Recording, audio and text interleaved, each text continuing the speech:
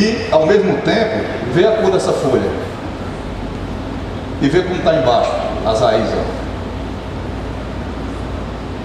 Então, essa planta está recebendo, até março agora, ainda é um mês de chuva, mas quando a chuva dá uma parada, a gente volta com um pouquinho de irrigação. Para manter essas raízes trabalhando.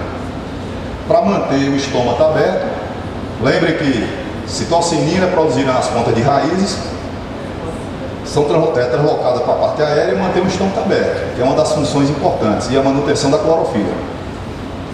Quanto mais equilibrada tiver a produção de citocinina, mais a planta vai manter o estômago aberto, mais fotossíntese vai fazer, mais carboidrato vai produzir para acumular nas varas.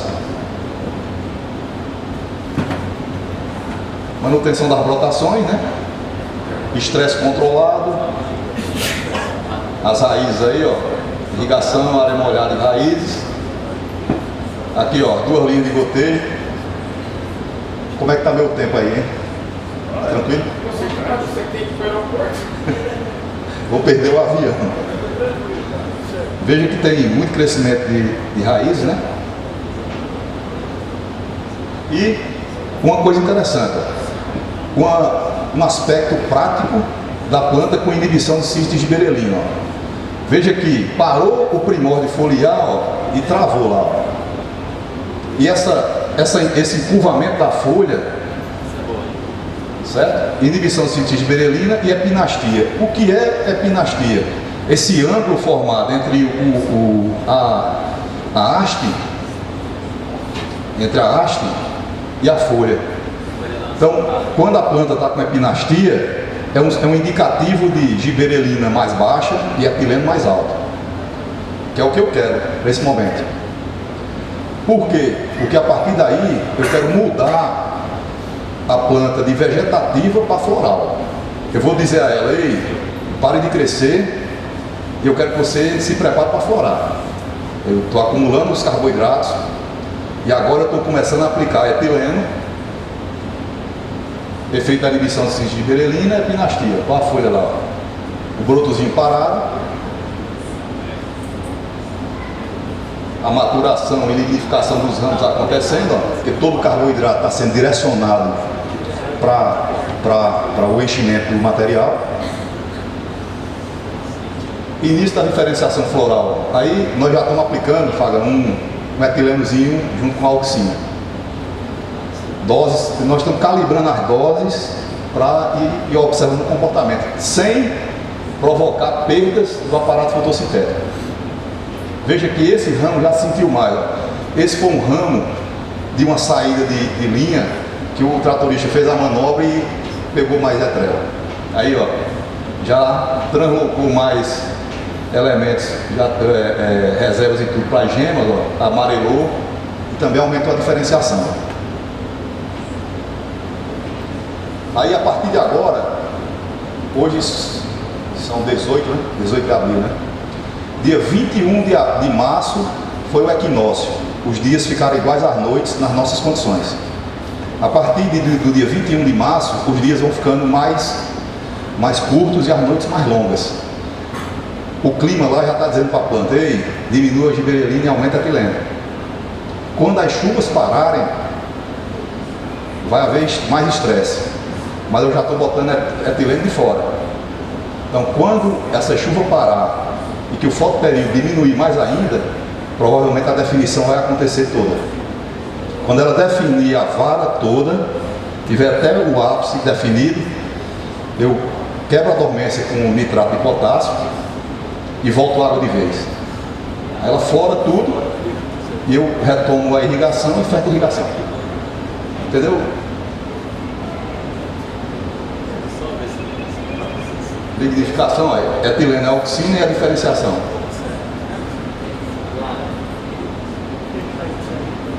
Aí foi a planta que pegou um nível maior, né, de etileno.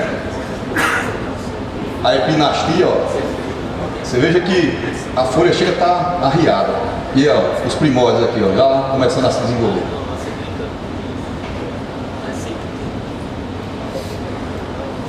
Conciliar epinastia e pouco estresse oxidativo resulta em economia de reserva. Veja que essa planta, ó, ela está parada, crescimento vegetativo parado, mas você não vê fotoxidação.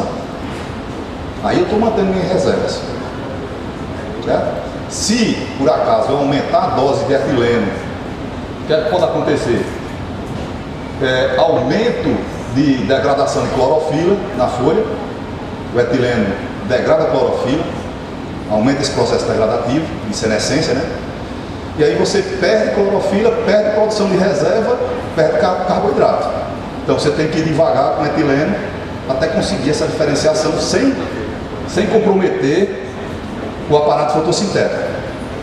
Agora, esse é um trabalho, são dados práticos de campo, de análises que nós fizemos da fisiologia da planta, mensurando os carboidratos totais, certo?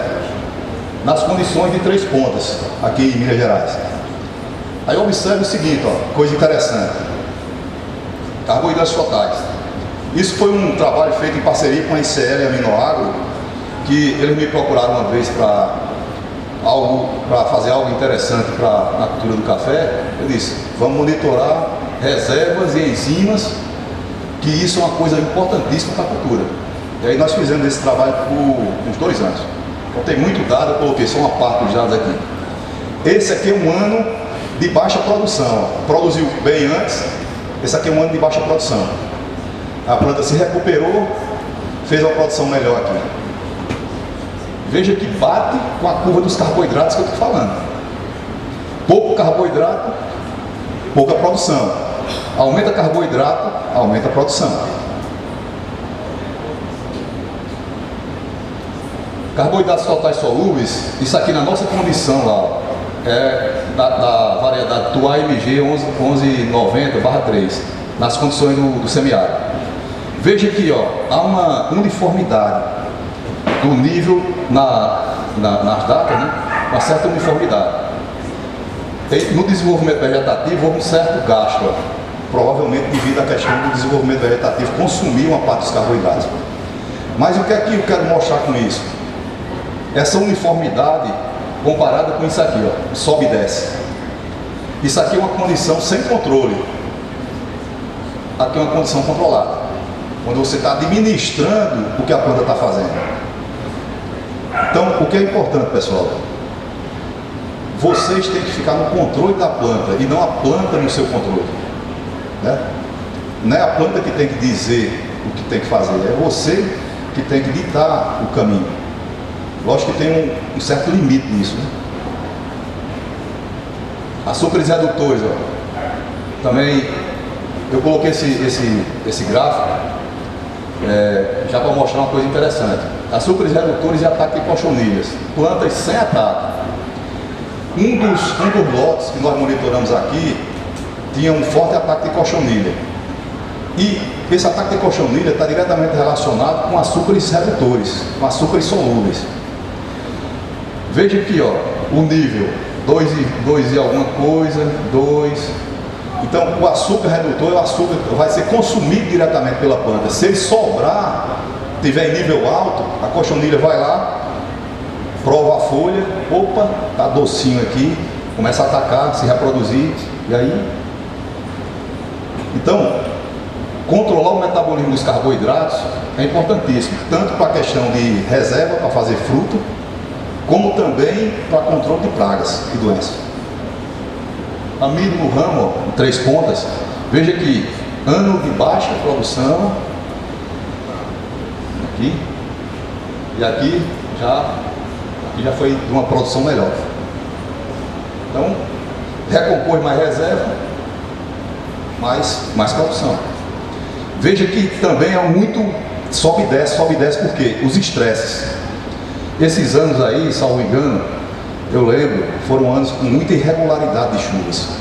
Então a planta estressava, voltava a produzir bem, estressava, voltava. Então nesse vai e vem, a planta perde muita reserva. Tem um slide da atividade enzimática que vai mostrar muito isso.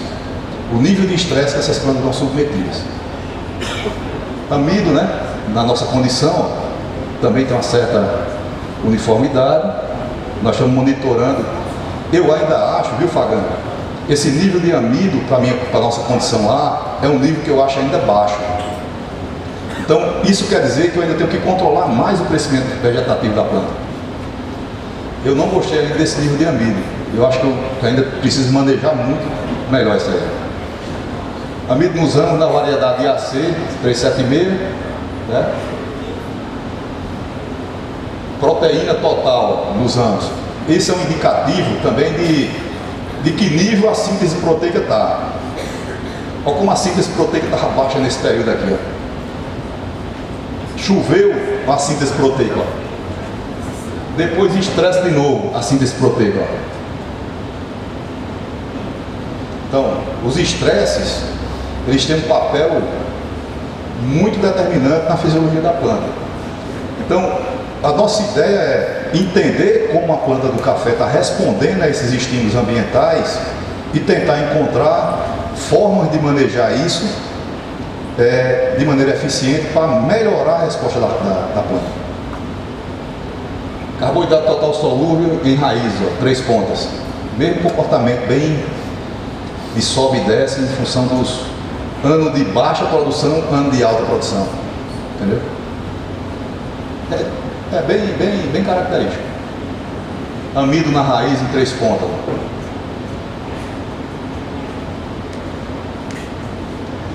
Era dessa necessidade que eu queria chegar. Atividade da superóxido dismutase nos ramos em 3 pontas. Ó. Unidade de sódio por miligrama de proteína. Fagana, isso aqui eu nunca vi em manga. Nível de 5.000 unidades de sódio eu nunca vi em manga. Isso aí é um estresse violento que a planta está passando. Entendeu? Imagine quase 30 mil. Aí, num estresse desse, as estruturas estão se desnaturando, a planta está louca, tentando proteger as estruturas, gastando reserva para isso, e ainda não consegue, né?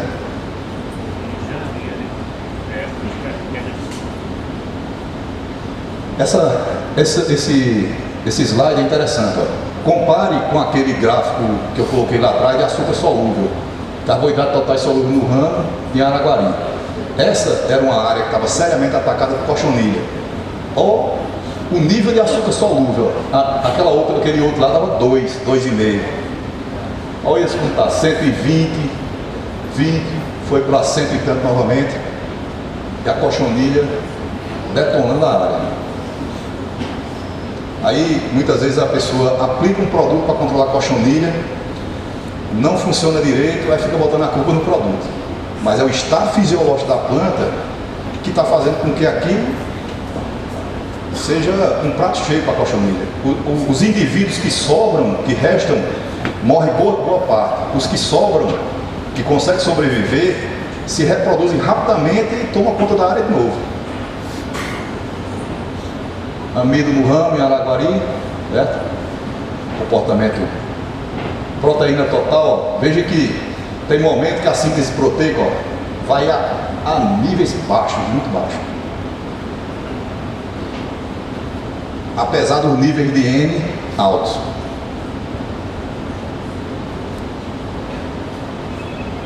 Superóxido dismutase, Araguari, 13.000, 9.000, vê o estresse que essa planta está passando.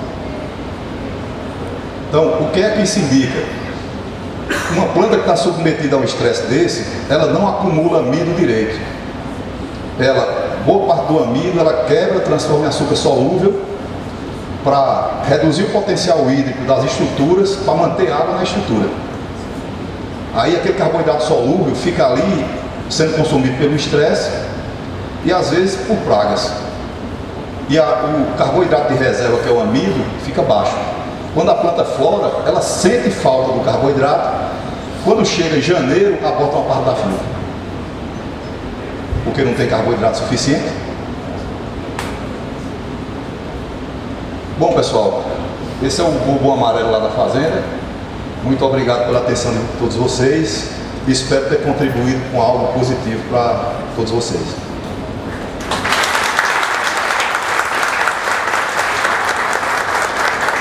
Ou então dado um nó na cabeça de todo mundo com tanta coisa, né? Eu acho que foi isso que aconteceu, Ferraz. Eu acho que, né? Que hora que é seu voo? Que hora que... Cadê o... Já está pronto? Já ele tem que ir? Não dá tempo de nenhuma pergunta para ele?